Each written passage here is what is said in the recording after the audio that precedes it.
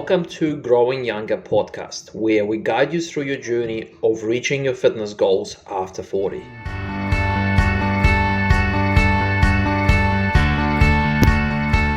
going to talk about the three strategies or three lessons that I learned from my own weight loss journey that I experienced second half of last year.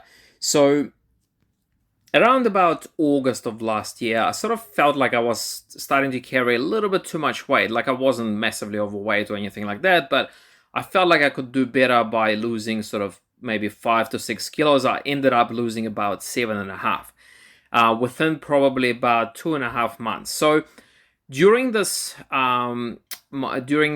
weight loss journey of mine, I've discovered three strategies that I used to make my weight loss journey easier. Okay, so it didn't feel like I was starving myself essentially.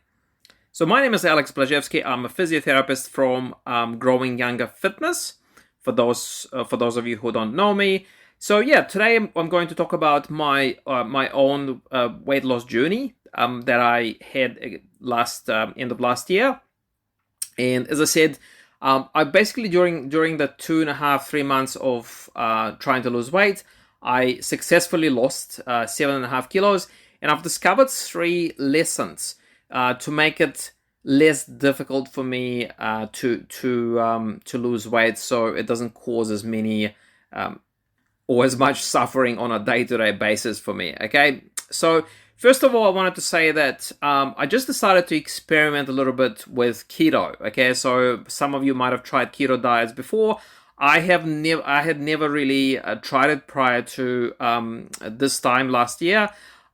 So I did 2 weeks of keto, and I did lose about 1 kilo and a bit during those 2 weeks. However, I found that was quite hard. Like I obviously cut down on the carbs. And I found that, pretty much cutting out all the carbs in your diet, for me, it was very difficult because my energy levels were very low, particularly the first sort of 4 or 5 days. I really struggled to get any work done, even like to go to the gym and lift some weights. I found it was extremely difficult. The weight that I could do in the gym dropped significantly, so I didn't feel like I was actually training to my full potential. And for me, it was a big thing. So I tried 2 weeks of keto and I stopped. I didn't feel it was actually getting me to where I want to be in the way that I enjoyed it. Okay, so keto could work for some of you, but again, like there are some drawbacks that you need to be aware of. I feel like carbs is an essential source of energy for human beings. And if you completely or pretty much close to completely cut them out of your diet, I don't believe that's necessarily a good thing. Anyway, so after trying keto for a couple of weeks, I basically went back to what we preach at Growing Younger, which is basically counting calories and knowing that you are having a bit of a calorie deficiency each day. By creating a calorie deficiency, your body starts to burn your fat stores, and that's how you lose weight. It's very scientific, so there's a lot of research, there's a lot of scientific evidence behind it, so this would probably be the most mainstream way of losing weight, which is why we advocate for it. Okay, so I guess what I'm trying to share with you today, though, is how do you create a calorie deficiency, meaning that you burn more calories than your intake of calories each day, meaning the calories that you burn through exercise and through physical activity need to be a little bit higher than what you intake through food. And it's easier said than done, and in theory it definitely works. However, how do you do it in such a way that you don't feel hungry all the time? How do you do it in such a way that you can do it sustainably long term? So these are the three strategies, three lessons that I've learned during trying to lose weight myself end of last year. So number one, very quickly I figured out that I need to get to dinner time by having to only eaten about, let's say, less than 700 calories on that day, okay? Because dinners for most people is probably the heaviest meal of the day. And you know, for a lot of people, it would be quite tricky to have a dinner of less than 1,000 calories. Okay, so for me, I knew that for me to lose weight, my daily calorie intake had to be kind of under 1,900 calories per day. Okay, so it might be different for you. I'm a 44-year-old male. I wasn't particularly, I definitely wasn't obese. I was a bit overweight, slightly overweight, but wasn't much overweight. So I knew for me to lose the weight that I wanted to lose, my daily calorie intake shouldn't have been more than 1,900 calories per day. So I knew my dinner could go anywhere between 1,000 calories to 1,300.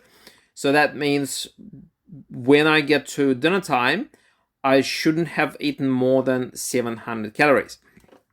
And so what it meant for me is either I had to skip breakfast, or my breakfast had to be pretty small, and also my lunch had to be pretty compact, I should say.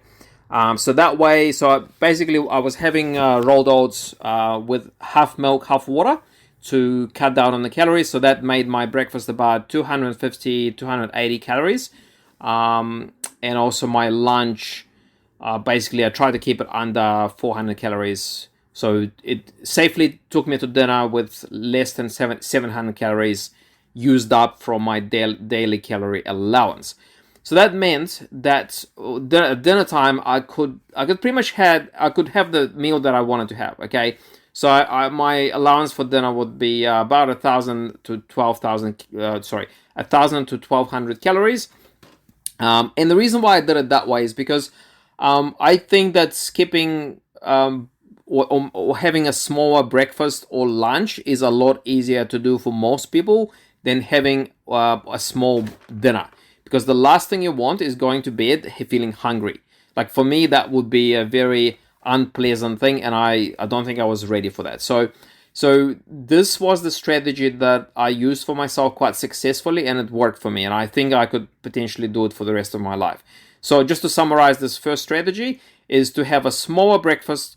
Look, some people can skip breakfast. If you're one of those people who can skip breakfast completely and just have lunch, then maybe that's the way to go for you. Because traditionally people believe that breakfast was important to have. It's actually questionable. I don't think you have to have breakfast. If your body can handle not having breakfast and you're not feeling very lethargic by the time it's sort of 10 o'clock, then yeah, skip breakfast, just have lunch. And that would probably safely get you to your dinner time with very few calories used up for the day. So I had a small breakfast, a relatively small lunch, and I had a bigger dinner, which made me feel happy, and I was going to bed feeling satisfied and feeling quite full. Hey guys, really quickly, we've put together a whole body strengthening guide that's designed specifically for people over 50. So if you'd like to strengthen your muscles in a safe and effective way, just head down to the description of this podcast and click on the link, fill in your contact details, and we'll send the guide to you straight away.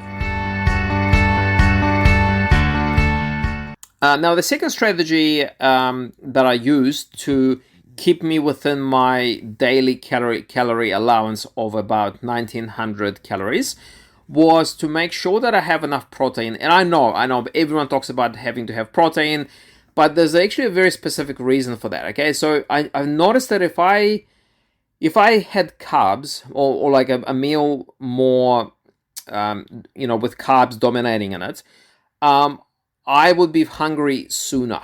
So basically, if I had a breakfast or lunch with more carbs in it than protein, in a couple of hours, I would be hungry again. And so I wasn't prepared to walk around hungry. So I experimented with having more protein. So I started having canned tuna for lunch, for example. And obviously tuna is very high in protein, very, very low in carbs. And I've noticed that I could easily make it to about 6 p.m., 7 p.m. kind of dinner time, and not even feeling hungry. And my calorie intake for lunch would be something like 300 calories, 350 calories, which is actually quite small. So protein is known to keep you full longer. And I knew it in theory, but I experienced it myself firsthand. It almost felt like a miracle because I knew if I consume the same number of calories by eating a meal higher in carbs, I would be hungry again within an hour or two.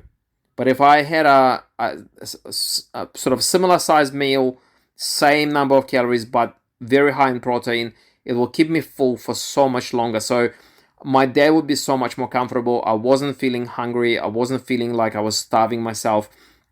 And I was very happy. Okay. So have more protein. Also, if you're strength training, obviously having protein is very important for building muscle or maintaining muscle. I mean, having protein has so many benefits for your overall health. So there you go. Okay, now the third strategy or the third lesson that I learned is if you're one of those people who has a bit of a sweet tooth. Okay, now I can't say that I'm particularly big on sweets, but from time to time I did feel like maybe having a bit of an ice cream after dinner. And I'm sure a lot of you probably do like to have your dessert after dinner. So this was my strategy for allowing myself to do a bit of have a bit of dessert after dinner. So I just made sure that night when I was planning to have a dessert, I would just make my dinner plate smaller. Okay, so I was sacrificing the calories in my actual dinner to allow me to have a bit of a dessert. So I'll give you some rough numbers. Okay, so let's say if my normal dinner would be 1100 calories, so I would just make sure it's 600 calories instead. And don't worry, you're not going to be hungry because you are still going to have your dessert anyway, which will top up your calories. Okay, so let's say I have a dinner which is 600 calories, and then I'd have ice cream and whatever you like to have with it. That could pretty much be another 400 calories, let's say, right? So the whole dinner, including dessert, would sort of you'd be aiming for about 1,000 calories. Okay, so it works out. It still gives you your daily calorie deficiency, which is what you're aiming for, and that works really well. Okay, so look, like some people might say, oh, it's not healthy to have ice cream or dessert. Look, in this particular episode, we're purely talking about losing weight and how to make it as comfortable as possible so you're not feeling hungry. Okay, so purely for the sake of losing weight, it doesn't matter where your calories come from. So the only thing that matters is that the total calorie intake is within your daily allowance. Okay, and that daily allowance, you can work it out by taking into account your weight, your height, your age, and how many grams or kilos you'd like to lose every week or every month. Okay, that is a formula, and you can work it out. And as long as your calories stay within that limit, you are pretty much guaranteed to lose weight. And it doesn't matter where the calories come from, whether it's fat, whether it's carbs or protein. The only caveat is that, as I said before, if you eat more protein, it will keep you full longer, and it means less suffering. It just means that you are not walking around feeling hungry. Okay, but otherwise it doesn't matter. It doesn't matter where your calories come from. Okay, so look, guys, this is my personal story. This is my personal experience. I've learned these three strategies during my own journey of trying to lose weight at the end of last year.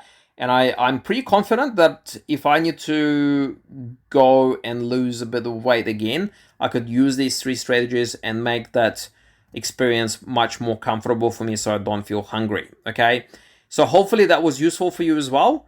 And yeah, give it a try and let me know. You can comment on this podcast and let me know how you go.